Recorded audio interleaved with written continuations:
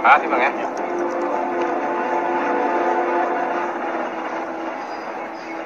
Anak kijang di sini belum kelihatan. Gimana ya? Bagaimana di sana? Kijang satu. Di sini Kijang 2. Gimana kabarnya? Sudarja udah ada?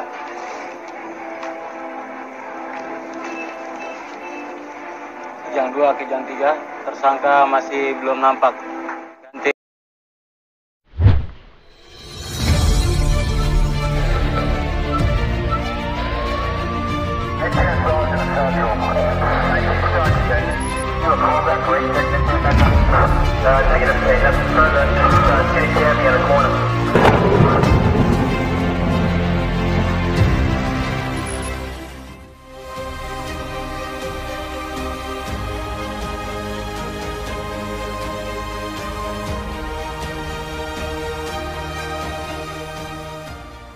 Saya melihat pendekatan secara ilmiah atau scientific crime investigation sudah dilakukan.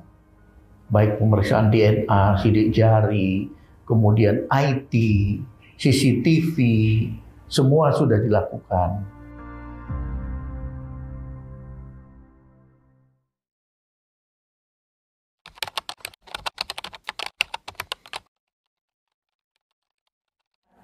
Ya, jadi karena kasus tersebut menjadi atensi publik dan sering viral, demikian juga para awak media sering bertanya ke Kompolnas, maka kami sudah turun langsung ke Polda Jabar untuk melakukan gelar perkara dengan jajaran Dirkrim Dalam gelar perkara tersebut dihadiri oleh seluruh tim penyelidik maupun penyidik yang dalam hal ini melibatkan juga dari lapor.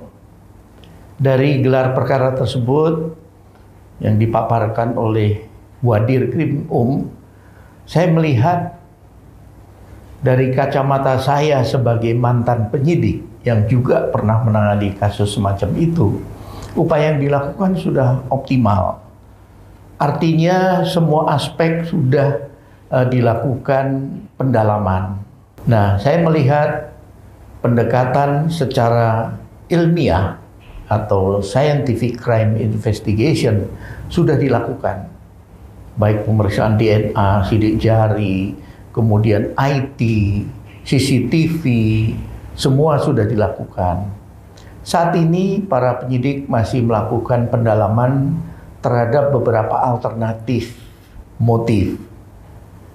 Ada beberapa saksi yang sedang didalami dan ada beberapa saksi juga yang sedang dalam proses untuk dilakukan pemeriksaan. Saya yakin dan optimis ini hanya bicara waktu. Memang memerlukan waktu panjang karena apa? Seperti disampaikan tadi, ada kendala-kendala soal TKP. Karena pada dasarnya pengungkapan satu kasus itu berawal dari TKP dan diperlukan keaslian, keutuhan TKP. Ini salah satu catatan penting. Nah, oleh sebab itu kami dari Kompolnas mendukung penuh apa yang terus dilakukan dan tentunya masyarakat ingin diupdate informasinya. Meskipun hal-hal yang sifatnya rahasia tentunya tidak akan dipublikasikan. Upaya ini perlu dukungan dari masyarakat. Apabila masyarakat memiliki informasi tentang kasus ini, apakah menyangkut saksi, apakah menyangkut orang yang diduga tersangka, ataupun motif, tentunya Polri akan berterima kasih apabila informasi itu bisa disampaikan langsung kepada penyidik untuk nanti didalami dan ditindaklanjuti.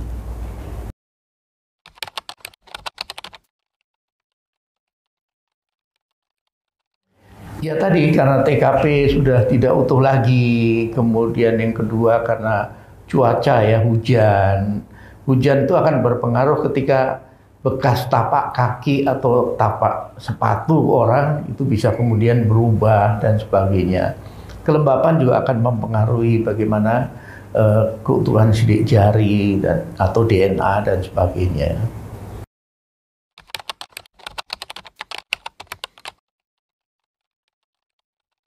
Ya, ini satu hal yang berbeda dengan ketika zaman saya dulu aktif ya. Ketika itu medsos belum ada. Sehingga ketika kami turun ke lapangan, menggali informasi dan sebagainya, paling banter itu hanya media cetak ataupun media TV yang merilis, di mana mereka merilis atau menyampaikan berita itu dari hasil investigasi mereka. Tetapi sekarang berbeda di era medsos ini. Semua orang bisa berkomentar, semua orang bisa melepas informasi yang dia peroleh di media sosial. Bahkan ada orang yang memanfaatkan kasus ini untuk kepentingan pribadinya. YouTuber dan sebagainya.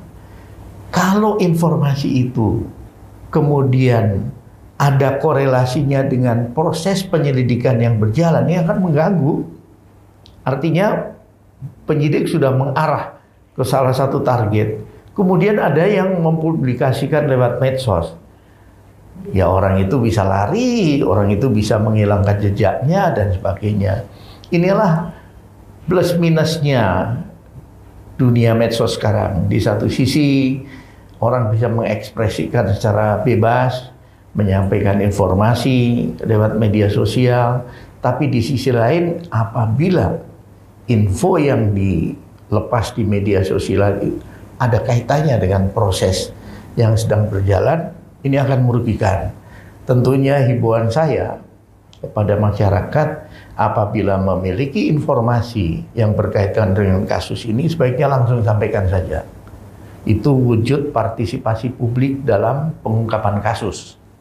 Mudah-mudahan kita doakan teman-teman di jajaran Direktorat Kriminal Umum Polda Jawa Barat akan dapat mengungkap kasus ini dalam waktu yang tidak terlalu lama.